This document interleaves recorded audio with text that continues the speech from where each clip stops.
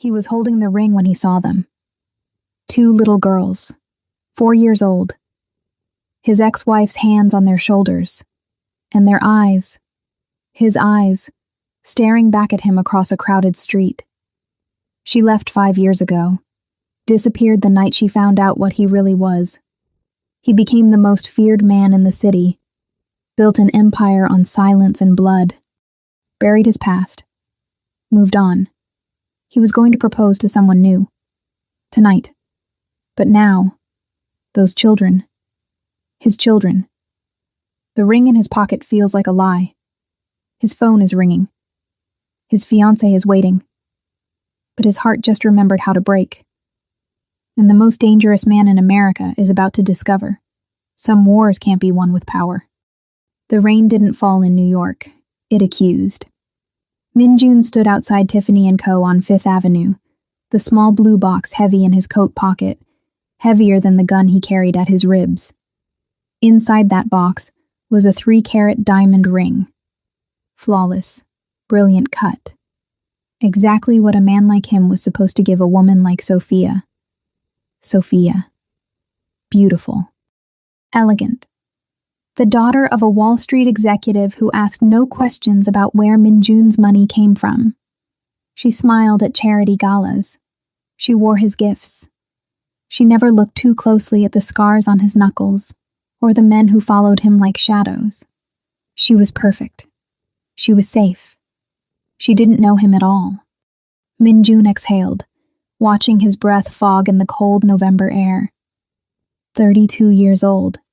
King of the underground, commander of the most powerful Korean syndicate on the East Coast.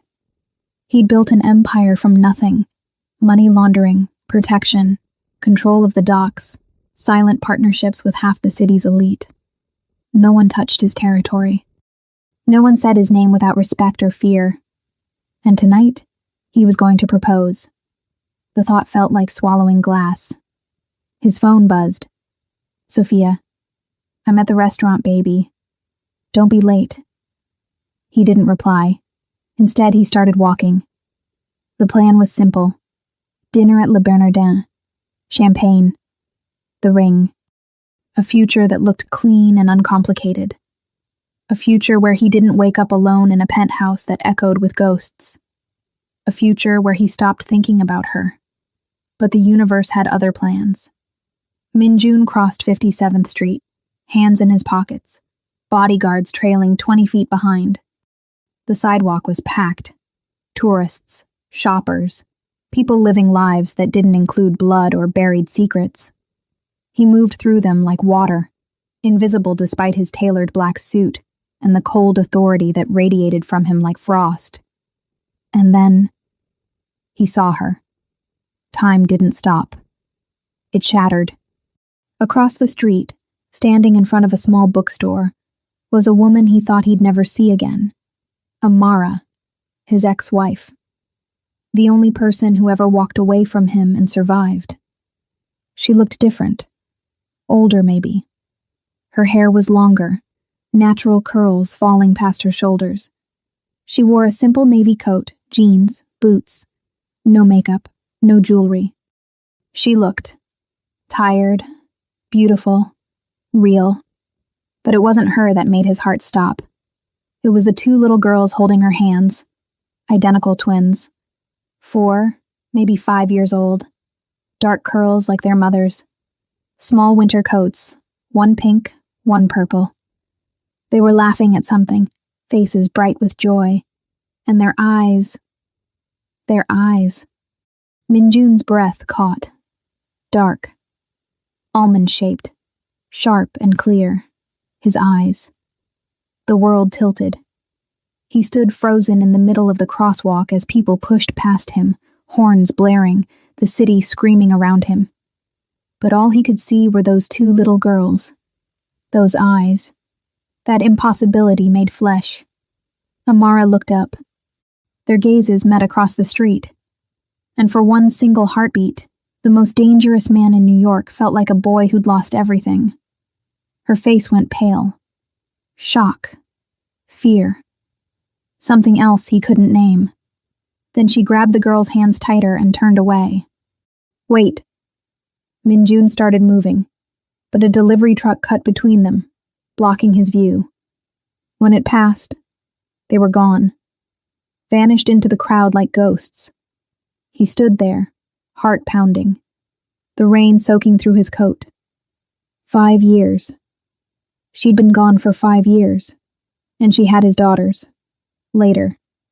Minjun's penthouse. Midnight. He didn't go to dinner. He sent Sophia a text. Emergency. I'm sorry. And ignored her 12 phone calls.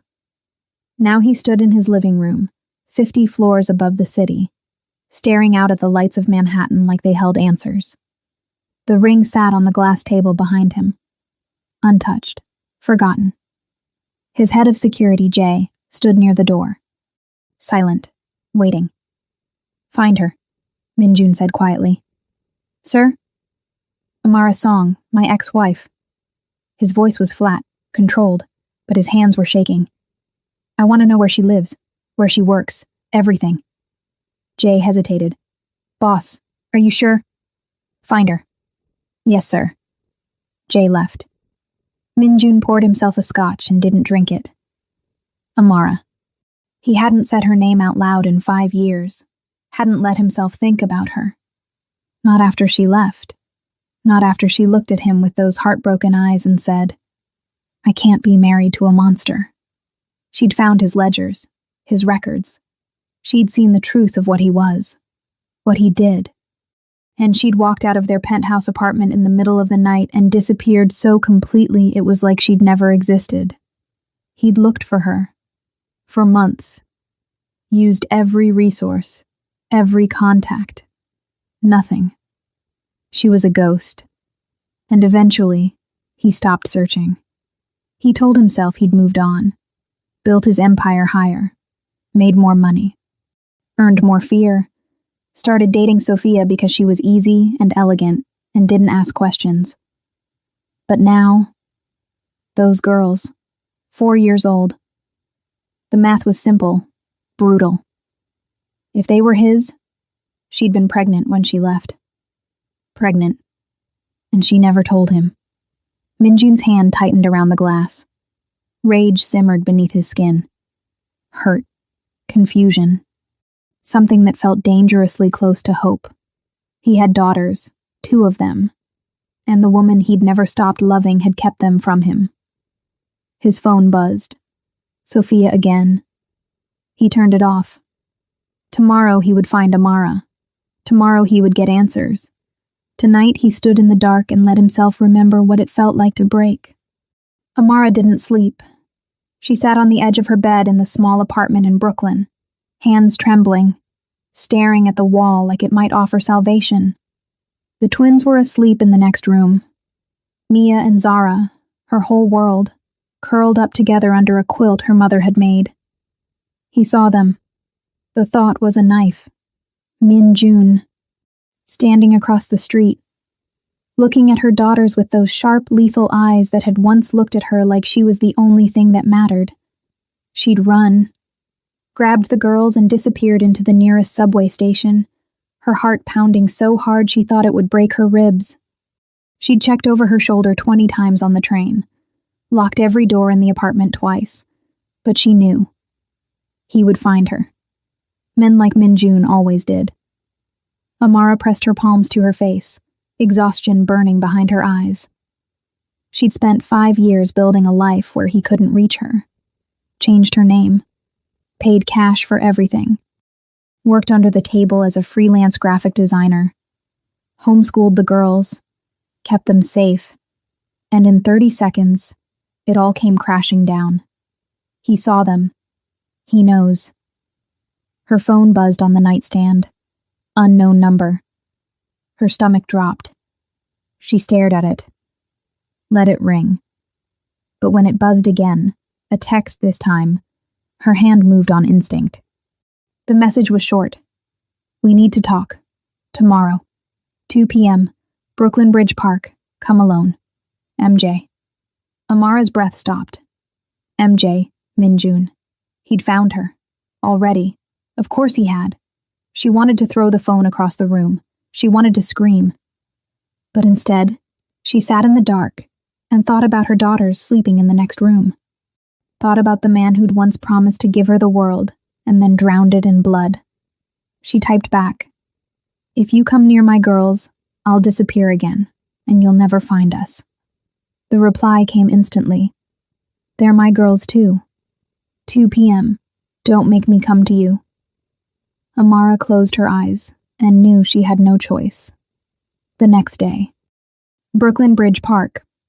2 p.m. The wind off the East River was sharp and cold. Min-jun stood near the water, hands in his coat pockets, watching the skyline. He'd come alone.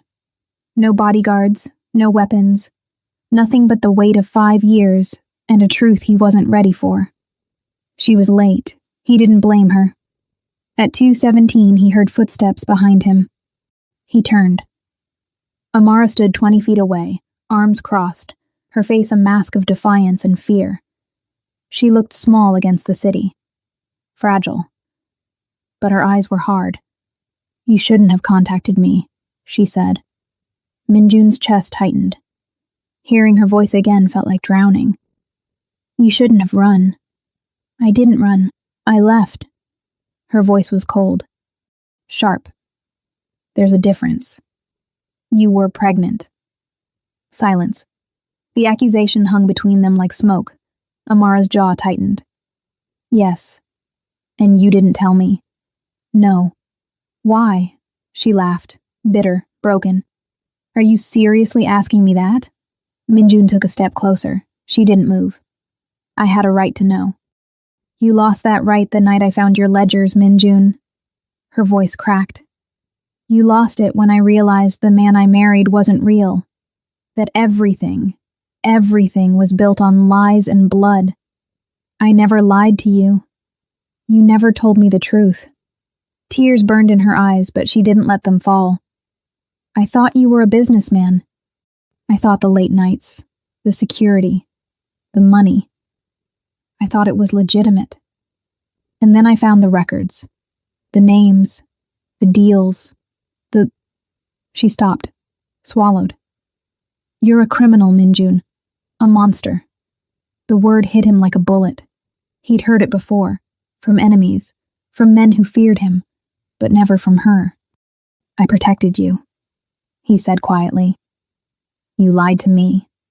I gave you everything. You gave me a cage." Amara's voice broke. "A beautiful, expensive cage where I didn't know my own husband, where I smiled at parties with people who laundered money and traded in violence. I was complicit, Min-jun, and I didn't even know it." Min-jun's hands curled into fists. "So you ran, took my children, disappeared. I saved them. From me? Yes." The word was a blade. He stared at her. This woman he'd loved more than power, more than empire. The woman who'd left him hollow. "They're mine," he said, voice low. "Dangerous." Amara's chin lifted. "They're mine. I carried them. I raised them. You don't get to... I want to meet them." "No." "Amara. No." She stepped back. "You don't get to walk into their lives because you saw them on a street. You don't get to be their father just because you... I am their father. Biology doesn't make you a parent." Her voice was shaking now. "Love does. Sacrifice does. Being there does. And you weren't. You'll never be." Min-jun felt something crack inside him. "I didn't know," he said, and his voice was raw, broken. "You didn't give me the chance." Amara's eyes filled with tears. "I know what you are," she whispered, "and I won't let you turn them into that." She turned to leave. "Amara, stay away from us, Min-jun." And she walked away. He stood there, the wind cutting through him, and watched her disappear into the city. For the first time in his life, Min-jun didn't know what to do. He'd built kingdoms, but he couldn't reach his own daughters. Min-jun didn't listen. He never did. For 3 days, he had Amara followed. Not by his men. He knew she'd spot them. Instead, he hired a private investigator. Discreet, professional. Someone who could watch without being seen. The reports came back in careful detail. Amara lived in a modest 2-bedroom apartment in Sunset Park. She worked from home as a freelance designer. The twins, Mia and Zara, didn't go to school. Amara homeschooled them. They went to the park twice a week, the library on Thursdays, a small community center for art classes on Saturdays. They had routines, safe, small routines. And Minjun watched from a distance, hungry for details. Mia liked to draw. Zara loved books. They both had his sharp eyes and Amara's soft laugh. They held hands when they crossed the street. They called their mother Mama, in voices that sounded like music. And they had no idea he existed. The knowledge was unbearable. On the 4th day, Minjun made a decision. He drove to Sunset Park himself.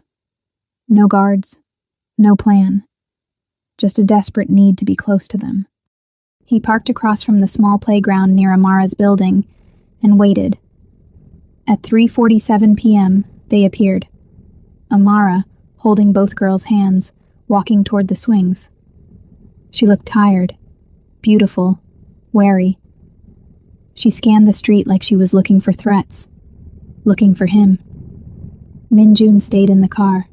He watched Mia climb onto a swing. Watched Zara try to follow and stumble.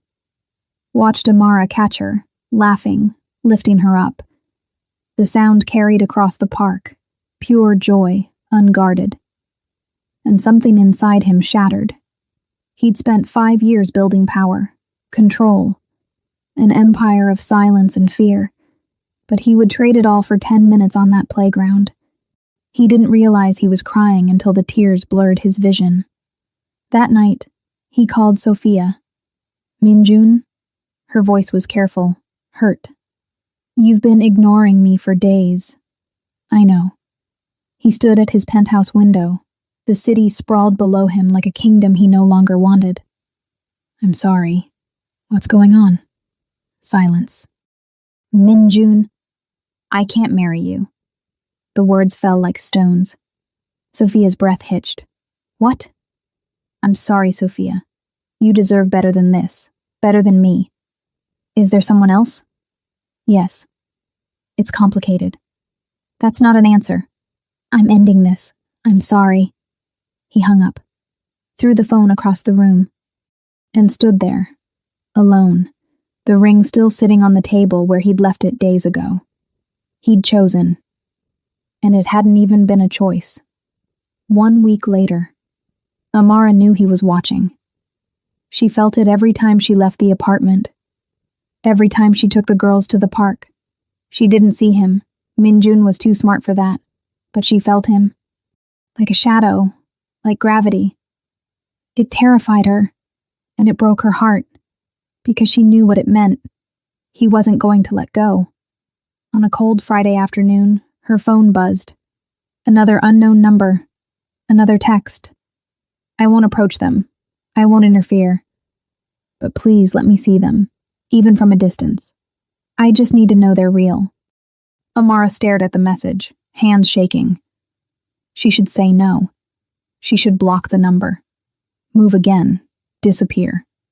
But the words on the screen were so raw, so broken. And against every instinct, every fear, every wall she'd built. She typed back. Tomorrow, 4 p.m. Sunset Park Playground. You stay in your car. You don't approach. You don't speak to them. If you break this, I disappear forever. His reply was instant. Thank you. Amara closed her eyes and prayed she wasn't making the worst mistake of her life. The next day, Sunset Park, 4:00 p.m.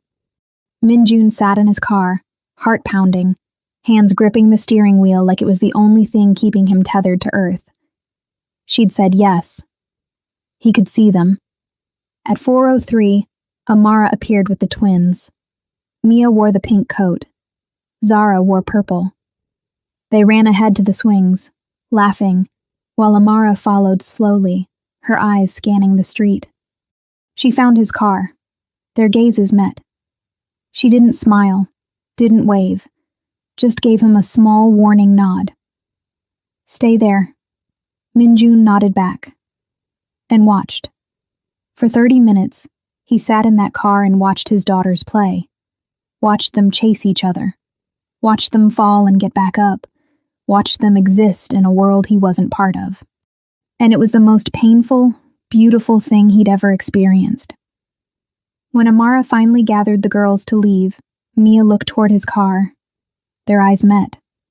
She smiled, bright, innocent, unaware, and waved.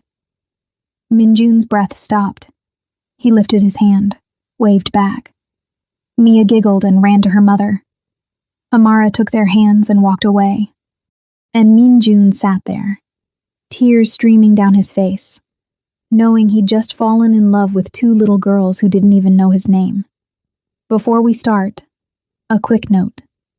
Channel members get access to exclusive videos, content that doesn't always go public, and early access to new uploads up to 1 month before they're released. Just click Join here on YouTube. And for those who would like to support the channel RK Unsaid, your contribution helps the team continue investing in better tools and higher quality production. Now, let's get into the video. The arrangement became a ritual. Every Saturday at 4 p.m., Minjun would park across from Sunset Park and watch his daughters play. He never approached, never spoke, never broke the invisible line Amara had drawn. But he was there, a silent presence in a black sedan, hungrier for those stolen moments than he'd ever been for power. Amara pretended not to notice, but he saw the way her shoulders tensed when she spotted his car, saw the way she kept the girls closer. She hated this, hated him, but she allowed it. And that small mercy felt like redemption. For 3 weeks, nothing changed, until the day everything did. It started with a phone call. Minjun was in a meeting with his lieutenants, 6 men who controlled different sectors of his empire, when Jay entered the room, face tight with urgency. "Boss, we have a problem." Minjun's eyes narrowed. "What kind of problem?" "The Volkov Bratva. They're pushing into Red Hook. Hit 2 of our distribution points last night. Send a message." Silence filled the room like ice. The Volkov family. Russian mob, brutal, reckless. They'd been testing his borders for months, and Minjun had shown restraint, strategic warnings, calculated pressure. But this was different. This was a declaration of war. "What's the message?" Minjun asked, voice dangerously calm. Jay hesitated. "They want a meeting. Tomorrow night. Neutral ground. They said if you don't show, they'll burn Red Hook to the ground." One of his men slammed a fist on the table.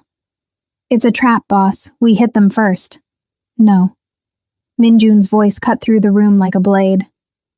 "No retaliation. Not yet." "But," I said no. He stood, authority radiating from him like frost. "Set up the meeting. I'll handle it." Jay nodded. "Yes, sir." The men filed out, uneasy but obedient. Minjun stayed behind, staring at the city through the window. War was coming, and for the first time in his life, he had something to lose. That night, he sat in his car outside Amara's building. He shouldn't be here. It was Tuesday, not their arranged day. But the weight of what was coming pressed on him like gravity, and he needed to see them, needed to know they were safe. At 7:32 p.m., the lights in Amara's apartment went on. He could see shadows moving behind the curtains. Amara. The girls.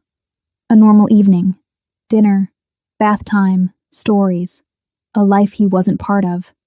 His phone buzzed. A text from an unknown number.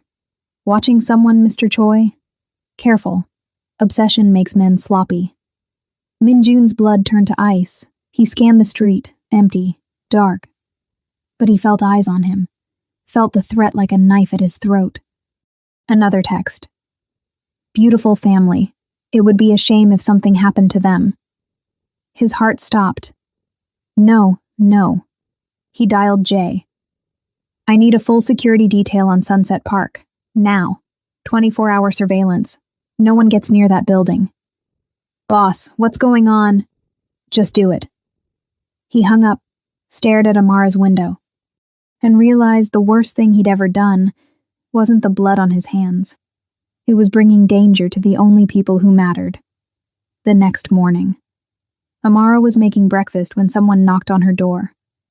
She froze. No one knocked on her door. No one even knew where she lived except Min Jun. She checked the peephole. A woman stood in the hallway. Mid-30s. Professional suit. Calm expression. Amara opened the door a crack, chain lock still in place. Can I help you? The woman smiled. Ms. Song? My name is Agent Sarah Chen. I'm with the FBI. May I come in? Amara's stomach dropped. What is this about? It's about Min Jun Choi, your ex-husband. The world tilted. I don't know what you're talking about. Ms. Song, we know about your relationship with Mr. Choi. We know about your daughters. Agent Chen's voice was gentle but firm. And we know he's been watching you. We need to talk. It's urgent. Amara's hands shook. She looked back at the girls, playing with blocks in the living room, oblivious. Give me a minute, she whispered. She called her neighbor, Mrs. Park, a kind elderly woman who sometimes watched the twins, and asked her to come over. When Mrs. Park arrived, Amara stepped into the hallway with Agent Chen, heart pounding. What do you want? Amara asked, voice tight. We've been investigating Min Jun Choi for 3 years, Chen said quietly. Money laundering, racketeering, organized crime. We're close to building a case, but we need evidence. And we think you might be able to help us. Amara's chest tightened. I haven't seen him in 5 years. But he's seen you, recently. We have surveillance photos. Chen pulled out a folder. Inside were images. Min Jun's car parked outside the playground. Min Jun watching from a distance. Amara felt sick. We're not here to threaten you, Chen continued.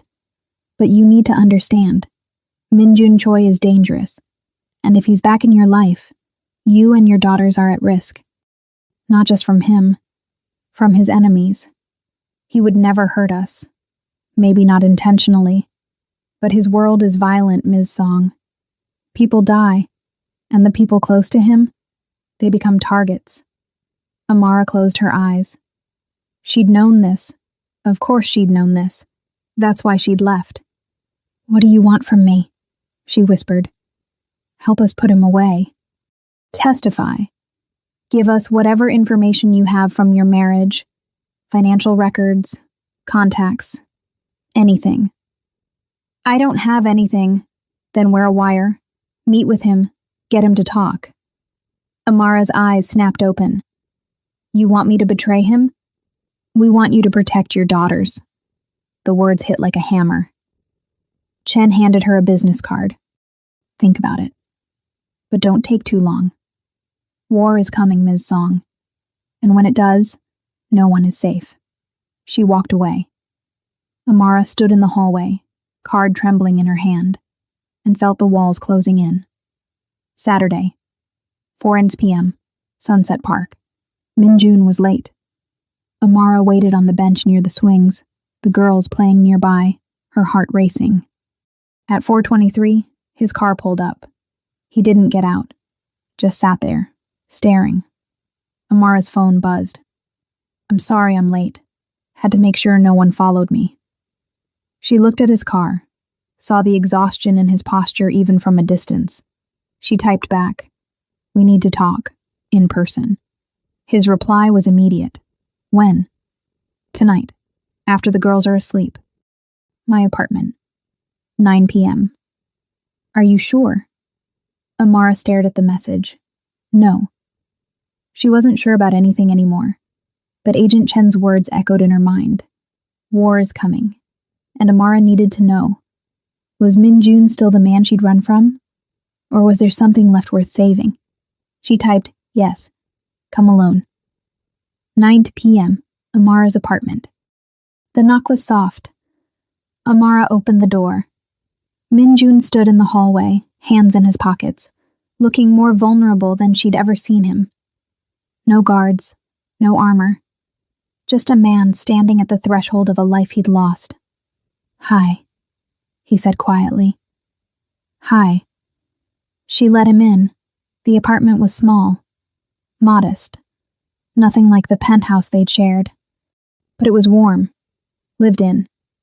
Photos of the girls covered the walls, drawings, books, life. Min Jun looked around like he was seeing heaven. "They're asleep?" he asked. "Yes." He nodded, stood awkwardly near the door. Amara gestured to the couch. "Sit." He did. She sat across from him, a coffee table between them like a border. Silence. "You have a nice home," he said finally. "It's small. It's perfect." Amara's throat tightened. "Why are you here, Min Jun?" "You asked me to come." "No. Why are you here? In my life. Watching us. Texting me. What do you want?" He looked at her, really looked at her, and she saw the answer in his eyes before he spoke. "I want to be their father." The words hung in the air. Amara shook her head. "You don't get to just decide that." "I know." His voice cracked. "I know I don't deserve it. I know I have no right. But Amara, they're mine. And I..." He stopped, swallowed. "I've spent 5 years building an empire I don't even want anymore. I've made myself into something I hate. But those girls..." His voice broke. "They're the only good thing I've ever made." Tears burned in Amara's eyes. "You're a criminal," she whispered. "I know. You've hurt people. I know. You're dangerous. Not to them. Never to them." "You can't promise that." Amara's voice rose.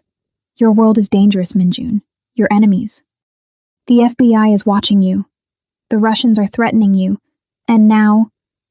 She stopped, took a breath. "Now my daughters are in the middle of it. Because of you." Min Jun went still. "What are you talking about?" Amara pulled out Agent Chen's card, threw it on the table.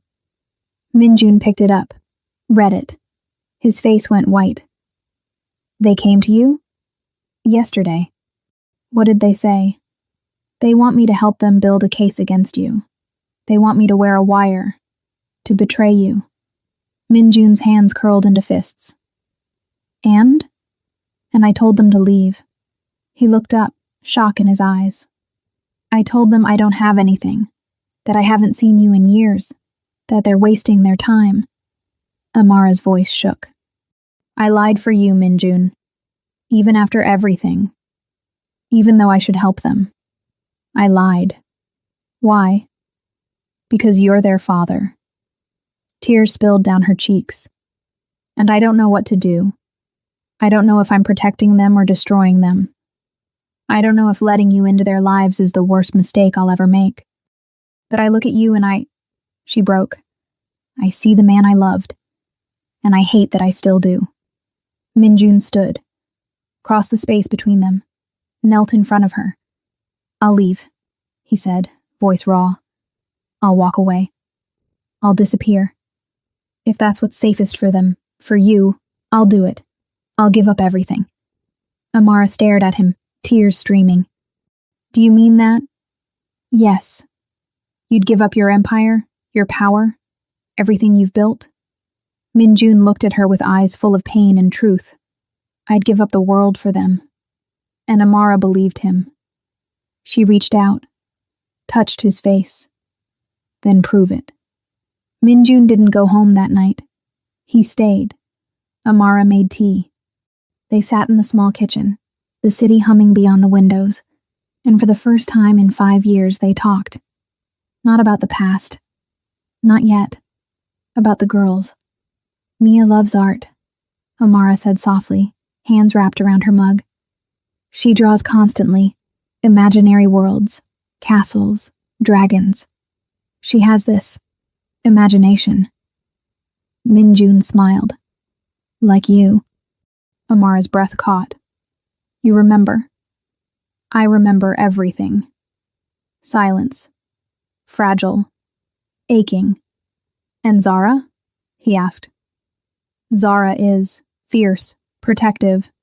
She's the one who checks under the bed for monsters, who makes sure Mia eats her vegetables. She's 4 years old and already trying to save the world. Like you, Minjun said again. Amara's eyes filled. They're so good, Minjun, so pure. And I'm terrified every day that the world is going to break them. It won't. You don't know that. I won't let it. His voice was steel. Promise. Whatever it takes, I'll keep them safe. Amara looked at him. This man who'd built kingdoms on violence, who'd made himself into something brutal and untouchable, and saw the truth in his eyes. He meant it. The FBI won't stop, she said quietly. And your enemies. Agent Chen said war is coming. It is. What are you going to do? Minjun was silent for a long moment. Then he said the words that would change everything. I'm going to end it. The next morning, Minjun's headquarters. His lieutenants gathered in the war room, a private office in a legitimate import-export business that served as the nerve center of his empire. Maps on the walls, ledgers, burner phones. Jay stood at Minjun's side, wary. The Volkov meeting is tonight, Jay said. We have 20 men ready. Full tactical. Cancel it. Everyone froze. Boss? Cancel the meeting. Call Dmitry Volkov directly. Tell him I'm offering a deal. A deal? One of the lieutenants, Marcus, a hard man with scarred knuckles, stepped forward. They hit our territory. Threatened us. And you want to make a deal? Yes. That's weakness. That's strategy.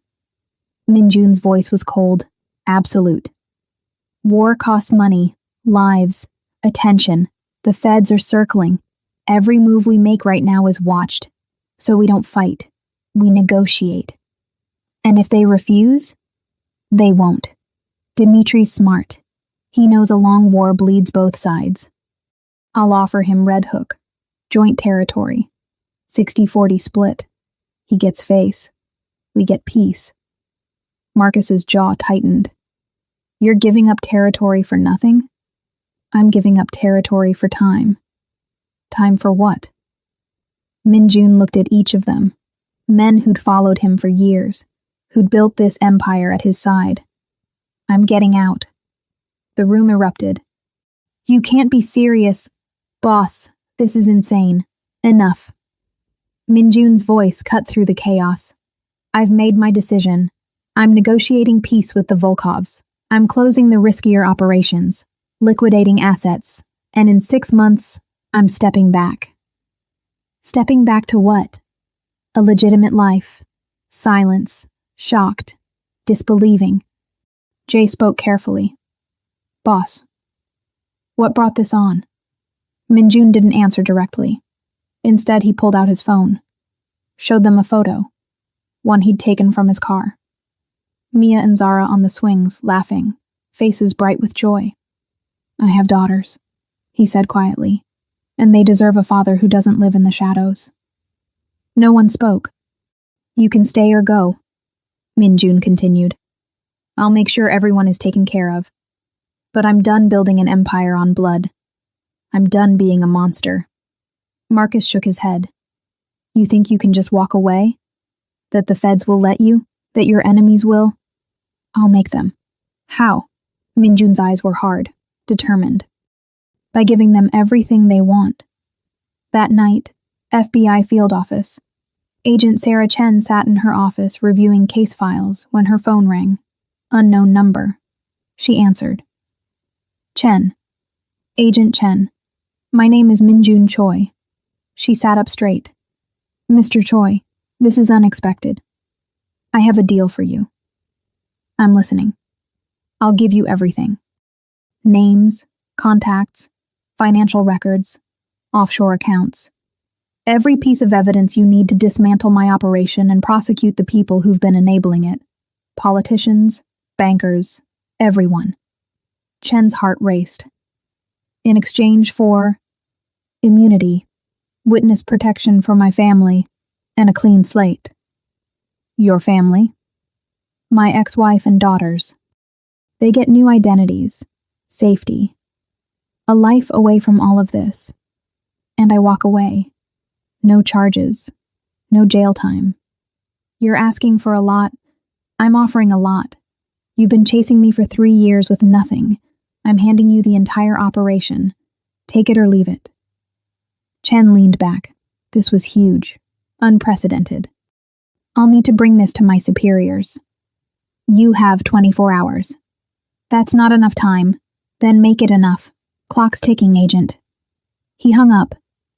Chen stared at her phone, pulse pounding. This was it. The break they'd been waiting for. And Min-jun Choi, the most untouchable criminal in New York, was offering to burn his own empire to the ground. For his family. Saturday, 4 p.m., Sunset Park. Amara sat on the bench, watching the girls play, her mind a hurricane. Min-jun's car wasn't there. He'd texted her that morning. I'm fixing this. Trust me. I'll be there tomorrow. I promise. And then nothing. She didn't know what he was doing. Didn't know if she should believe him. But she wanted to. God, she wanted to. Her phone buzzed. Agent Chen. Amara's stomach dropped. She answered. Hello? Ms. Song, we need to meet, now. 1 hour later, coffee shop in Park Slope. Chen sat across from Amara, expression unreadable. Min-jun Choi contacted us, she said without preamble. Amara's breath stopped. What? He's offering full cooperation. Evidence, testimony, everything we need to take down his entire network. Amara felt dizzy.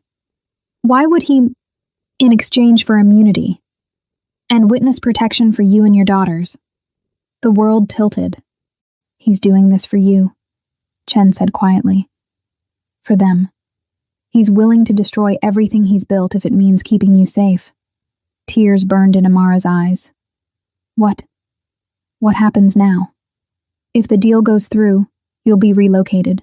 New identities, new life. Completely off the grid. Safe. And Min-jun? He walks, stays in New York. But he'll have no ties to organized crime. The deal includes strict monitoring for 5 years. If he steps out of line, immunity is revoked. Amara's hands shook. Does he get to see them? The girls? Chen hesitated. That would be up to you. Amara closed her eyes. He was giving up everything. Power, empire. The only life he'd ever known. For her. For their daughters.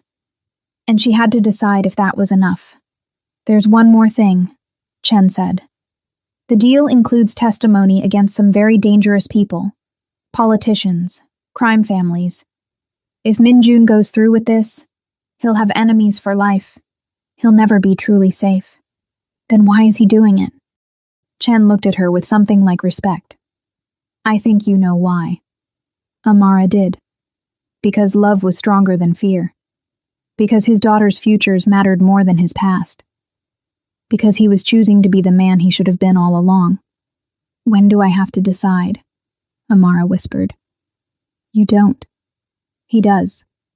The deal goes forward with or without your blessing. But he wanted you to know.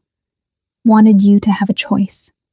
Amara stood, walked out into the cold, and cried.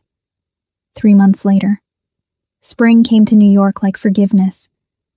The cherry blossoms in Sunset Park bloomed pink and soft, petals drifting through the air like snow. The playground filled with laughter. The world kept turning, and Min-jun Choi learned what it meant to live. The deal had gone through. He'd spent 6 weeks in federal custody, giving testimony, handing over evidence, dismantling an empire he'd built over a decade. Names, accounts, connections, everything. 12 people were indicted. 4 politicians resigned. 3 crime families fractured. And Min Jun walked away. Free. Monitored. Watched. But free. Amara hadn't relocated. When Agent Chen offered her witness protection, Amara had looked at the business card, at the promise of a new life far away from the past, and said, "No. Ms. Song, it's the safest option." "I'm tired of running," Amara said quietly. "I spent 5 years hiding, building walls, and I'm done. Min Jun is giving up everything to protect us. The least I can do is let him try." So she stayed and waited. Saturday, 4 p.m., Sunset Park. Min Jun stood at the edge of the playground, hands in his pockets, heart pounding. This was different. For 3 months, he'd watched from a distance, texted, waited. But today, Amara had said yes.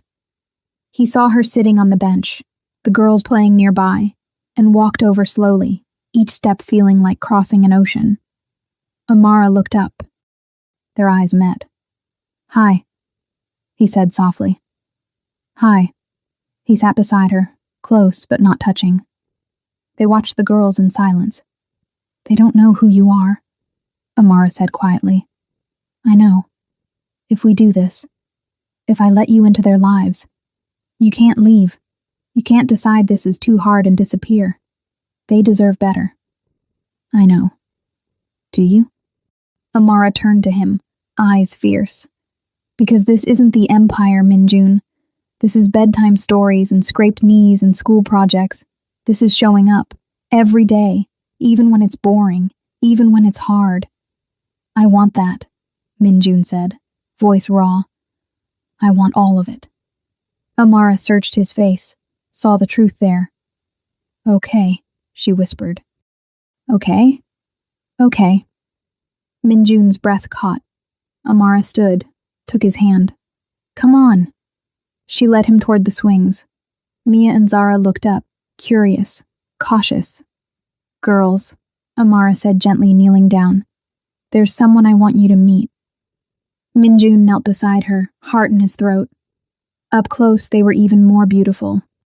Mia's paint-stained fingers, Zara's serious eyes. Perfect. His. "This is Min Jun," Amara said softly.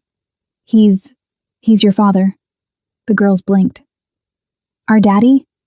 Mia asked, voice small. Min Jun's eyes burned. "Yes, if that's okay." Zara tilted her head, studying him with an intensity that made his chest ache. "Where were you?" she asked. Simple question. Devastating. Min Jun swallowed. "I was. Lost. But I found my way back." "Are you staying?" "Yes, if you'll let me." Mia looked at Amara. "Mama?" Amara nodded, tears in her eyes. "Yes, baby, he's staying." Mia smiled, bright, gap-toothed, trusting. And then she did something that shattered Min Jun completely. She walked over. Put her small hand in his. "Okay," she said simply. Zara followed, took his other hand, and Min Jun, the man who'd commanded an empire, who'd never let himself break, started crying. Amara wrapped her arms around all of them, and for the first time in 5 years, they were a family. 6 months later, Min Jun stood in the small kitchen of Amara's apartment, their apartment now, making pancakes while the girls argued over which cartoon to watch. "Frozen! No, Moana!" "Girls, compromise," Amara called from the bathroom, laughing. Min Jun smiled. This was his life now. No empire, no power, no guards or guns or midnight calls. Just this. Pancakes and cartoons and the sound of his daughter's laughter. He worked as a consultant now. Legitimate business strategy for small companies. It was honest work. Boring sometimes, but clean. The feds still monitored him, checked in every month. made sure he stayed straight. He didn't mind, because every night he came home to this. Mia ran into the kitchen. "Daddy, can you make the pancakes into Mickey Mouse?" "I can try." She beamed and ran back to the couch. Daddy. He'd never get tired of hearing that. Amara emerged from the bathroom, hair damp, wearing one of his old sweatshirts. She looked at him, smiled. "You're getting good at this," she said. "Took a while." She crossed to him, wrapped her arms around his waist. "I'm proud of you," she whispered. Minjun turned, kissed her forehead. "I should have chosen this years ago. You chose it now. That's what matters." They stood there, holding each other, while the girls giggled in the next room. "Do you miss it?" Amara asked quietly. "The power, the control." Minjun looked at her, at the life they'd built from ashes. "No," he said honestly. "I traded an empire for a family. And I'd do it again. Every time." Amara's eyes filled. "I love you. I love you too." She kissed him, soft, deep, full of promise. And when they pulled apart, Mia was standing in the doorway grinning. "Ew, they're kissing!" Zara appeared beside her. "Gross!" Minjun laughed. "Come here, you two." He scooped them both up, one in each arm, and they shrieked with delight. Amara watched, heart full, tears streaming. This was healing. This was redemption. This was love. 1 year later, they moved to a small house in Queens, 3 bedrooms. A backyard. Space for the girls to run and play and grow. Minjun taught Mia how to draw buildings, showed her how lines and perspective worked, how imagination became reality on paper. He taught Zara how to be brave and gentle, how strength didn't mean hardness, how protecting people meant listening to them first. He learned their favorite foods, their fears, their dreams. He showed up to every art class, every library trip, every moment, and slowly, day by day, pancake by pancake, he became the father they deserved. Amara watched him transform. The sharp edges softened. The nightmares faded. The man who'd once ruled through fear learned to lead with love. They remarried on a quiet afternoon in the backyard, just the 4 of them and a justice of the peace. Mia and Zara wore matching flower crowns. Minjun cried through his vows. Amara held his hands and promised, again, to choose him. Every day. And when he slipped the ring on her finger, the weight of it felt like home. Present day. Minjun sat on the back porch, watching the girls play in the yard. They were 7 now. Bright, beautiful, safe. Amara sat beside him, head on his shoulder.